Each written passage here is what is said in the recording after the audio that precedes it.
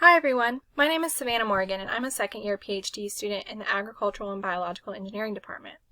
Today I'll be talking to you about a paper titled The Association Between Neighborhood Greenness and Cardiovascular Disease, an observational study done by Gavin Piera and Sarah Foster.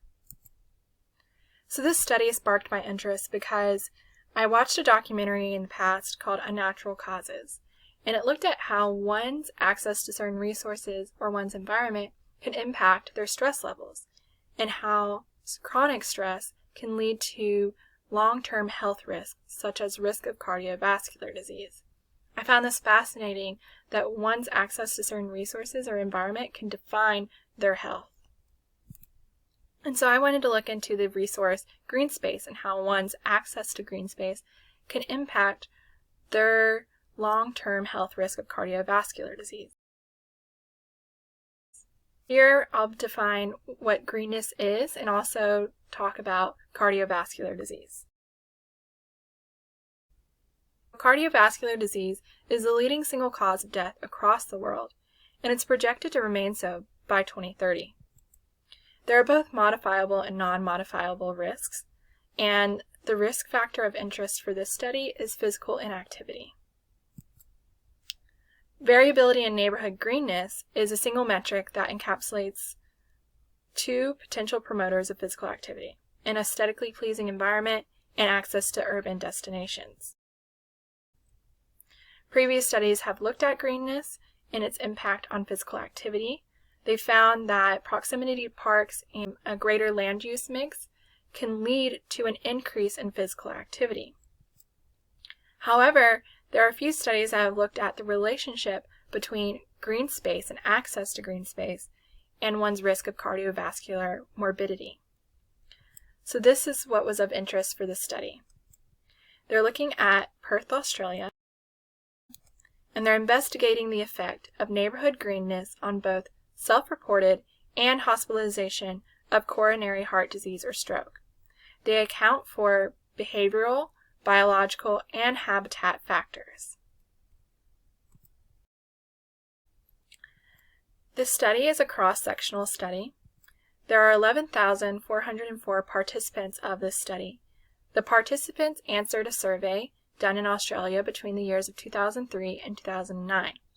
In this survey, they reported whether or not they had a history of cardiovascular disease or stroke. The respondents allowed the study to use their hospitalization records. So the outcome variables are whether or not the person accounted for a history of heart disease and whether or not they were hospitalized within a 3-year window of taking the survey for cardiovascular disease.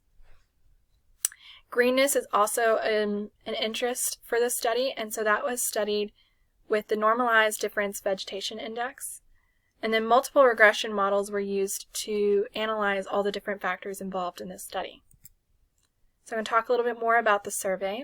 The survey not only accounted for one's medical history, but also socio-demographics such as age, and then other biological factors such as BMI, as well as behavioral factors such as diet and smoking. Control and sick groups were defined as following. If a person reported that they had been previously diagnosed with a heart disease or stroke, they would be considered to be sick. If they also were admitted for stroke or heart disease within a 3-year gap of taking the survey, they would be considered sick. The rest would be the control group. So 85% of the respondents are in the control group. Here is a list of all the different factors that were involved in this study. And now I'll talk about the habitat factor, air quality, and greenness, and how it was measured with GIS. The neighborhood was defined as a 1,600 meter service area. And this was defined because previous studies have shown that if a park was within 1,600 meters of a person's home, then if they walked all the way to that park and back, they would have a sufficient amount of physical activity to be considered a physically active person. Air pollution is also of importance for this study, as previous studies have shown that traffic air pollution can impact one's risk of cardiovascular disease. and so that was measured using GIS as well. Previous literature has shown that exposure zone for traffic air pollution is between 300 meters and 500 meters of a major road. And so this study focused on 400 meters from a major road. Major roads were defined as roads that traversed more than 6,000 cars a day, and the roads came from the Metropolitan Road Network. Now, greenness was measured with the Landsat-TM remote sensing imagery. Its units range from -1 to +1.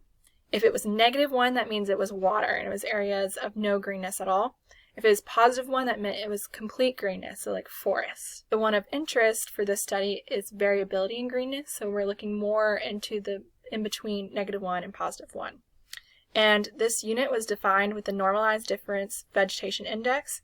They looked at both mean and standard deviation for the respondents' area. And then they analyzed continuous and categorical variables. Here we see a picture that is an example of what high variability of greenness would be. As you can see, there's both a mixture of lighter areas, which would be low greenness, and grayish and darker grayish areas that would be higher amounts of greenness. Here, this is a more low variability of greenness. As you can see, there's darker areas are more consolidated together, and lighter areas are more consolidated together.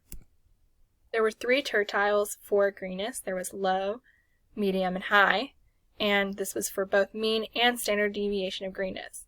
The low, mean, and standard deviation of greenness is the reference level for the odds ratio. So now I'm going to get into the results. Here we see the table of the odds ratios for the various different models investigated. And as you can see, some of the numbers are bolded.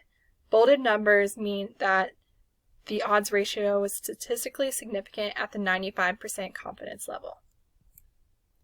So for the self-reported diagnosis with coronary heart disease or stroke, 3 variables of interest were statistically significant: the medium mean greenness, the medium standard deviation of greenness, and the high level of greenness variation standard deviation. All of these, as you can see, are close to 1. And now moving on to the hospitalization of coronary heart disease or stroke, only one of the odd ratio of interest was statistically significant, and that was the high variability standard deviation of greenness. And that is also close to 1. So what does this mean? It means that there is a protective association between variability of neighborhood greenness and coronary heart disease or stroke. The odds of hospitalization is 37% lower among adults with high variable greenness around their home compared to those with low variability of greenness. Furthermore, the odds of self-reported heart disease is 16% lower among adults with high variable greenness around their home compared to those with low variability of greenness. For mean greenness, there was a weaker evidence for association, as you saw previously that the variables were not statistically significant at the 95% confidence level. So what does this study indicate? Well, it may indicate that neighborhood greenness variability can lead to more physical activity, which will decrease odds of heart disease, since we know that physical inactivity is a modifiable risk factor of cardiovascular disease. Future studies should look into how specific attributes of neighborhoods, such as trees along sidewalks, can impact physical activity, thus cardiovascular disease. There were some limitations of this study. One limitation is that they did not account for physical activity, as it was not a question in the survey, and so there could be a chance of overlay of people who lived in more green land use mix areas are more physically active.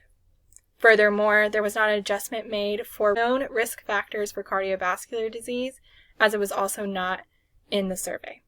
Lastly, the imagery obtained from the remote sensing is accurate to a certain level of resolution, but if there were at a smaller level more just trees sporadically put out in the neighborhood, that would not have been accounted for in the remote sensing imagery.